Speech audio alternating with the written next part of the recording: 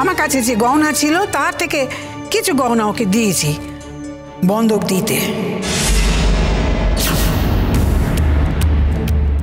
ও ছেলের বউ তার মেয়েকে তুমি গয়না বন্ধক রাখতে পাঠিয়েছো? কই সে ব্যাপারে তো আমাদের কিছু জানালে না।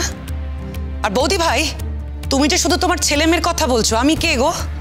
আমি তো শুধু তোমার ননদ নই, আমি তো তোমার বন্ধু। বরাবর তোমার পাশে ছিলাম, আছি, থাকবো। আমার কথাটা তো একবারও ভাবলে না? আমি কি করে এ কথা বলি বলো তো দিদি ভাই? সামনেই তোমার মা বসে আছেন, উনি তো তোমাকে বাধা দিতে পারেন। উনি এ কথাও বলতে পারেন যে আমি তোমার ব্রেন ওয়াশ করেছি, না সবই শুনতে হতে পারে না। এখন তো আমি দেখছি এই দুনিয়ায় আমার থেকে বেশি খারাপ মেয়ে আর কেউ নেই।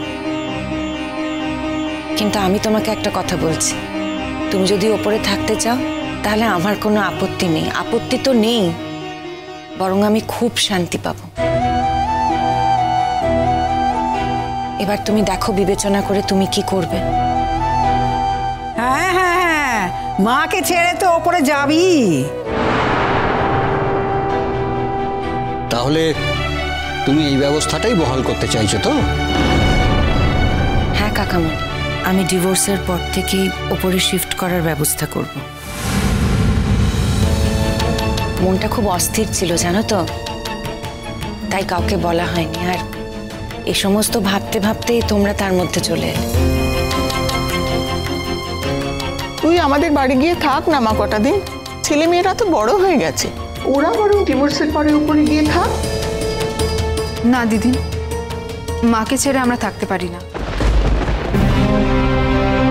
ঠাম্মি, মিটিল রয়েছে, মিটিলের সামনেই আমি বলছি।